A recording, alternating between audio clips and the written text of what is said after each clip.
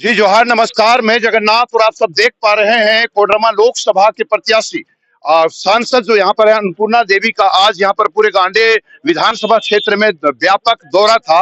काफी तादाद में उनके साथ कार्यकर्ता थे।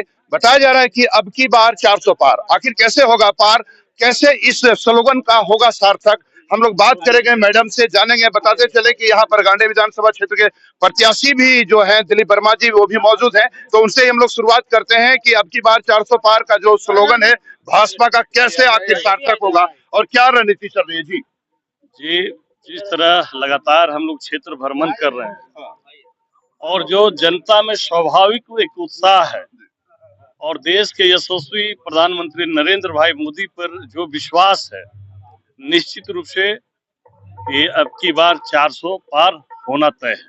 होना तय है अब की बार 400 पार। हम लोग मैडम के पास चलेंगे। लगातार इस क्षेत्र में बनी हुई है, प्रवीण भैया थोड़ा बंद करवाएगा उधर। हम लोग इस क्षेत्र में लगातार यहाँ दिन भर दौरा बीएनबी का साथ था, कोडरमा लोकसभा प्रत्याशी के साथ, सांसद अन्नपूर्णा देवी जी के साथ। जानते हैं इनसे कि अब की बार 400 पार का स्लोगन कैसे होगा सार्थक, क्या चल रही रणनीति, कैसे होगा बेड़ा पार। जी मैं आज दिन भर आप देखे, साथ साथ आप चले गांडे प्रखंड का दौरा। सुबह से लगातार दर्जनों से ज्यादा गांव में भ्रमण हुआ और लोगों के अंदर काफी उत्साह है। लोग फिर से प्रधानमंत्री जी को विश्वास देने के लिए, आशीर्वाद देने के लिए आतुर है, क्योंकि उन्होंने जिस तरह से आदरणीय प्रधानमंत्री जी कहते हैं कि हमारा विश्वास लोगों पर है, और उसी तरह लोगों का विश्वास भी मोदी जी पर है।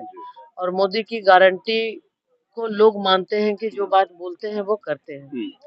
तो इसलिए आज लगातार 10 वर्षों में जो गरीब कल्याण योजना के तहत आम गरीबों को राहत देने का काम, गरीबी हटाओ का नारा नहीं बल्कि गरीबों के लिए काम किया है। चाहे प्रधानमंत्री आवास योजना हो, शौचालय हो, उजाला योजना, आयुष्मान भारत योजना, गरीब कल्याण अन्न योजना, किसान सम्मान निधि, इस तरह सैकड़ों ऐसी योजनाएं हैं जिससे ग्रामीण लाभ मिला है ग्रामीणों को। और उसका फायदा आज दिख रहा है कि जब हम लोग जाते हैं तो गांव गांव में तो जन जन की आवाज है कि अब की बार 400 पार।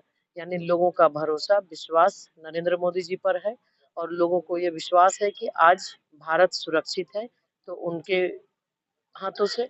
और आने वाले समय में भी जो विकसित भारत का संकल्प प्रधानमंत्री जी लिए हैं, उस विकसित भारत के संकल्प को सिद्धि तक पहुंचाने के लिए महिला, युवा, किसान और गरीब कमर कस चुके हैं और सब लोग काफी उत्साहित हैं।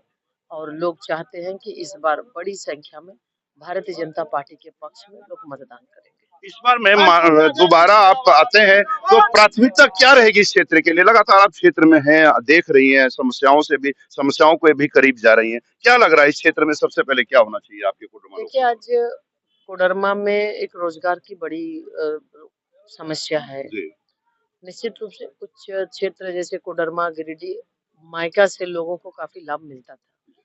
उससे जुड़े हुए हजारों हजार लोग थे, उससे जुड़े हुए। राज्य सरकार की गलत नीति की वजह से आज मायका बिल्कुल मृतप्राय हो गया। लगातार प्रयास के बाद भी ये जो भ्रष्ट सरकार है, इसके द्वारा उस पर कोई काम नहीं किया गया। उसके साथ साथ पत्थर का भी उद्योग है जिससे भी लोगों को लाभ मिलता था। तो सरकार की गलत नीति की वजह से इन सारी चीजों में काफी परेशानी आई। आने वाले दिन में ये हमारा प्रयास होगा कि राज्य इस कोडरमा लोकसभा को औद्योगिक क्षेत्र के रूप में और विकसित करना, ताकि यहाँ के युवाओं को नौकरी मिल सके, यहाँ के युवाओं को रोजगार मिल सके। और जिस तरह से माननीय प्रधानमंत्री जी बोलते हैं, ये हम सभी जान रहे हैं कि कोविड के बाद भी भारत 5वें नंबर पर है अर्थव्यवस्था में, और इस तीसरे टर्म में मोदी जी की गारंटी है तीसरे नंबर पर लाने की। तो जब तीसरे नंबर पर अर्थव्यवस्था आएगी तो निश्चित रूप से उससे रोजगार के अवसर बढ़ेंगे, निवेशकों की संख्या बढ़ेगी और यहाँ के युवाओं को रोजगार मिलेगा। तो आने वाले समय में बहुत ही भविष्य और बेहतर होने वाला है। निश्चित तौर पे ये मोदी जी की गारंटी है और मोदी जी चाहते हैं कि आज हर एक क्षेत्र में काम हो, हर लोगों को रोजगार मिले। और निश्चित रूप से चाहे युवा है, महिला है, किसान है, सबके साथ वो मिलकर है, सबका साथ सबका विकास के मंत्र के साथ काम कर रहे हैं।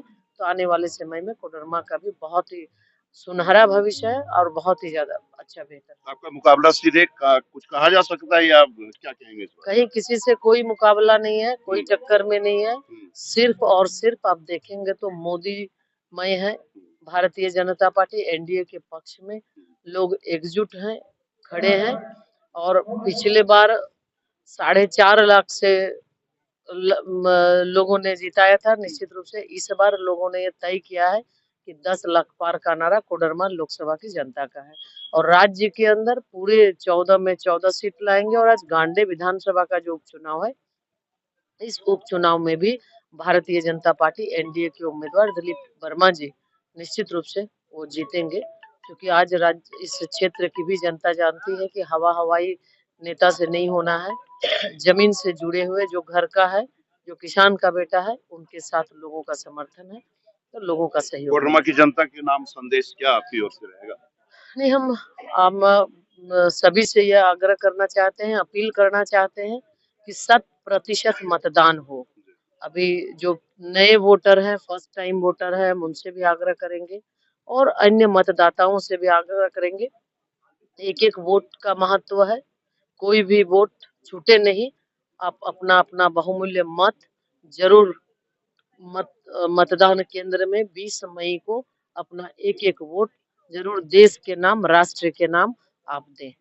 देख पा रहे थे, देश के नाम पर कह रहे हैं कि वोट दें, देश के नाम पर वोट दें और इनको विजयी बनाने की अपील जनता से कर रहे हैं। तो निश्चित रूप से यह जो आप देख पा रहे थे, आज दिन भर बीएनबी टीम साथ थी कोडरमा लोकसभा के प्रत्याशी अन्नपूर्णा देवी जी के साथ में। आप बने रहे बीएनबी के साथ और देखते रहे कब, कहां और कैसे दिखेगा, क्योंकि बीएनबी सच है तो बोलेगा। जय हो, जय हिंद, सत्य में जयते, वंदे मातरम। Thank you.